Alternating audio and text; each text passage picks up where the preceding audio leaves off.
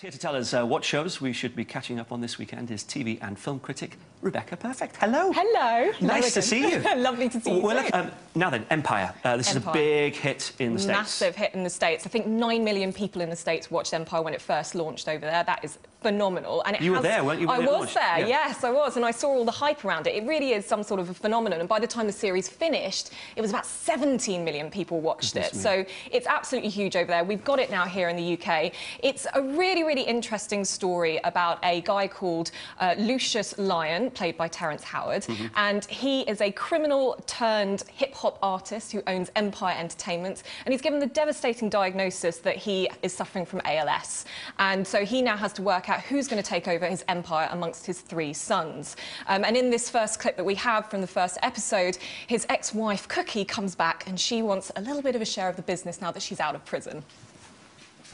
It's based loosely on King Lear, isn't it? It is indeed, yeah. And there's also, every now and again, you see someone sort of mention King Lear in it. There was a line from one of his sons saying, yeah, this isn't King Lear, you know, or something like that. So, but loads of also huge stars. Yeah, it's amazing. Throughout the series, we're going to see people like Naomi Campbell crop up in it, Courtney Love, Rita Ora. What I think is really interesting about this is that actually it's not like a Glee type programme when you think of a musical drama. It's very organic and the music just fits in very naturally to it. And I think it's, if you're after something that's got a little bit of everything in it and a lot of glitz and glamour, then this is definitely the TV show for you to get your teeth stuck into in terms of new series. Would you be interested? Well, I'm joined now by film critic Rebecca Perfect. So do you think that we're going to see a trend of this now where it becomes more and more British talent being recognised? I mean, why not? We are churning out fantastic talent, not only in film but television as well. We're being recognised for our strong roots in acting. You know, someone like Eddie Redmayne, he's been doing it for years. He's been treading the boards. He's been on TV. He's been on film. He's not come out of nowhere. And now he's up in the Oscar race as one of the front runners. Couldn't be better. Well, I'm joined now by film critic Rebecca Perfect, and all the money seems to be on Eddie Redmayne, doesn't it, for best actor? Yeah, and it's great to see a fantastic array of British actors, you know, heading to Hollywood for the Oscars.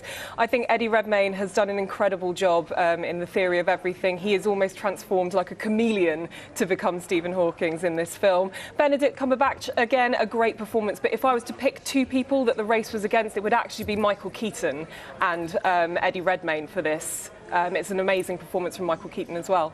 He did it. He really did, and I am so happy. It was an incredible performance. It's the right guy that got the award last night. It was just amazing. And, you know, if he's like slightly inarticulate in his speech, it's the biggest night of his life, so we'll forgive him for that. It was wonderful and humble and great to see.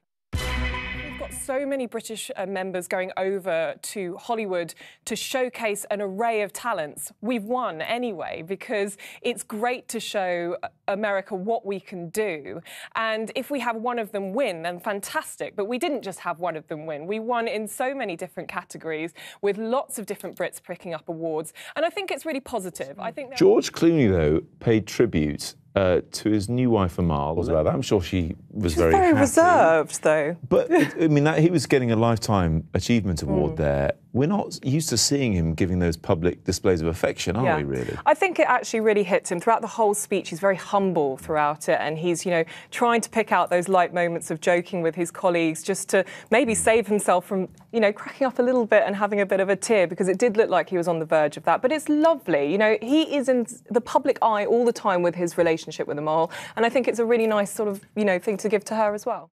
So why don't you do that for us? Yeah, OK, so Whiplash, for instance, is going to come out in about a week and a half's time. It's one of those films which really gets your heart thumping, it gets you really excited. It's about a guy who goes to a conservatoire for music and wants to be the best drummer ever. OK. And it's about obsession, excitement. It's also about, you know, unorthodox teaching, and it's really, really a thrilling ride. I think that this is going to be 50 Shades of Yay. I think whatever the critics say, this is already tipped to be the highest grossing film of the year. Fans of the books will be going in their droves to see whether or not Christian Grey lives up to expectations on the screen. It's going to be full of intrigue for anyone that just wants to see what a steamy book adaptation can look like, and I think it will do well.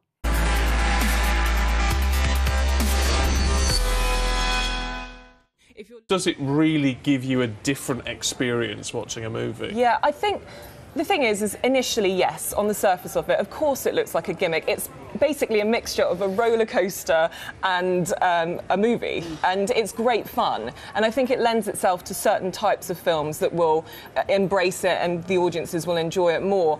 Whether or not it has more of a long-term effect, I would like to think so, because I think what we're looking for as cinema goers is something to keep us more engaged in the movies that we're watching. We're looking for more of those greater cinema experiences. So maybe if it does well in this initial sort of run of things, then maybe we will see it for a bit more long term. I would try and go for the experience. It wouldn't be something I do every week, but certainly something that I would give it a go every now and again. Brilliant, Sold. Rebecca. Yeah, good to get your views on that.